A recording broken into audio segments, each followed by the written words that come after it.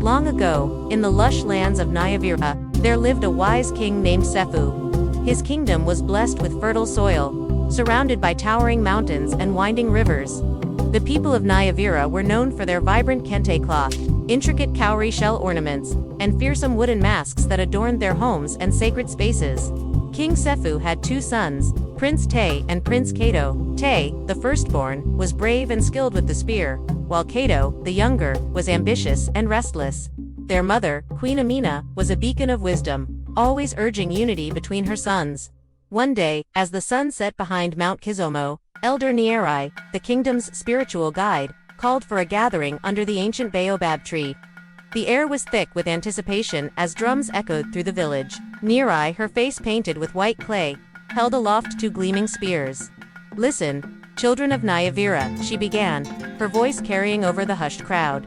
"The ancestors have spoken. These are the spears of the rising kingdom. They hold the power to bring great victory, but only if wielded with unity and purpose." King Sefu's eyes gleamed with the promise of expansion. He dreamed of a Nyavira that stretched beyond the Zawadi River, a kingdom that would be remembered for generations.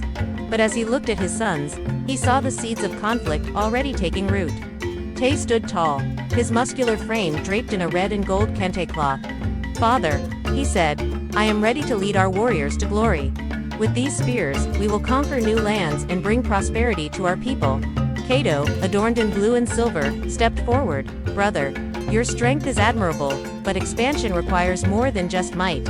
We need strategy and diplomacy to truly build a lasting kingdom." Queen Amina watched her sons with a heavy heart.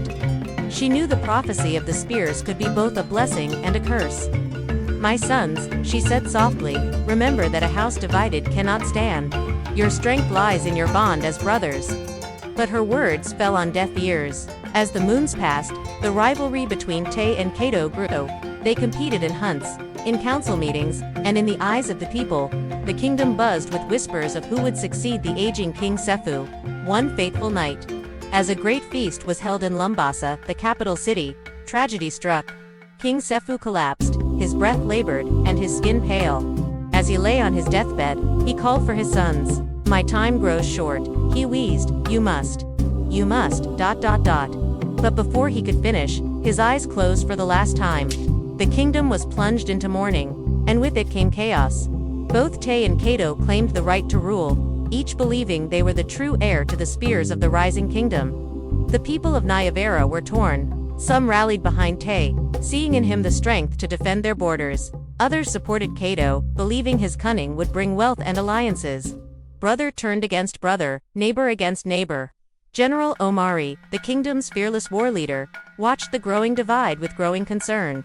He had sworn to protect Nyavira, but how could he choose between the sons of his beloved king? As tensions rose, whispers of betrayal began to circulate. Some said Kato had poisoned the king, while others accused Tay of planning to overthrow his father. The sacred fire that burned eternally in the heart of Lumbasa flickered and dimmed, a sign of the ancestors' displeasure. Elder Nierai called for peace, but her pleas fell on deaf ears. The drums of war began to beat, and the once united kingdom of Nyavera prepared for battle. Brother would fight brother, all for the promise of power and the right to wield the sacred spears. On the eve of battle, as both sides prepared their weapons and donned their war paint, a storm unlike any other swept across the land.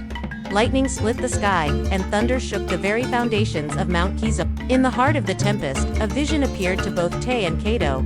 They saw their father, King Sefu, standing tall and proud, but his eyes were filled with sorrow. "My sons," his spirit spoke, "you have forgotten the true meaning of the prophecy. The spears of the rising kingdom are not meant to divide, but to unite. Only together can you face the trials that are to come." As the vision faded, both brothers awoke with a start. They looked at each other, seeing for the first time the toll their rivalry had taken on their people, their land, and themselves. In that moment, they realized the true enemy was not each other, but the discord that threatened to tear Nyavira apart. Just then, a messenger burst into the camp, his eyes wide with fear. "Invaders," he cried. "From beyond the Zawadi River. They come with fire and steel, seeking to conquer our lands." Tay and Kato exchanged a glance. In that moment, they understood the true meaning of the prophecy. It was not about who would rule, but how they would protect their people. Together, they grasped the spears of the rising kingdom. Brothers and sisters of Niavera, Tay's voice boomed across the battlefield. We have been blind to the true threat. Our strength lies not in division, but in unity. Cato stepped forward, his voice joining his brothers. Let us put aside our differences and stand as one. For Niavera, for our people. The warriors of Niavera, who moments ago had been prepared to fight each other, now turned as one to face the true enemy. The sacred spears glowed with an otherworldly light as Tay and Cato led the charge, side by side. The battle that followed would be sung about for generations. The brothers fought as one, their movements in perfect harmony. Where Tay's strength faltered, Cato's strategy prevailed. Where Cato's courage wavered, Tay's bravery inspired. As the sun set on the battlefield, the invaders lay defeated. The people of Niavera cheered, not for one prince or the other, but for the unity that had saved their kingdom. Elder Niarai stepped forward, her eyes shining with pride and wisdom. The prophecy has been fulfilled, she declared. The spears of the rising kingdom have brought victory, not through the might of one, but through the unity of all.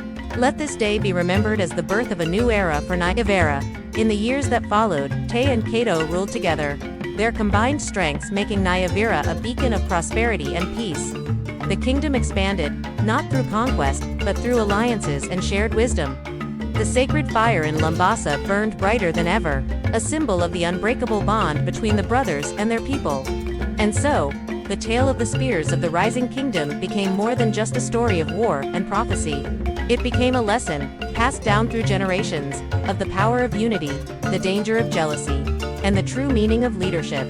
For in Niavera they learned that a kingdom rises not on the strength of one, but on the unity of all.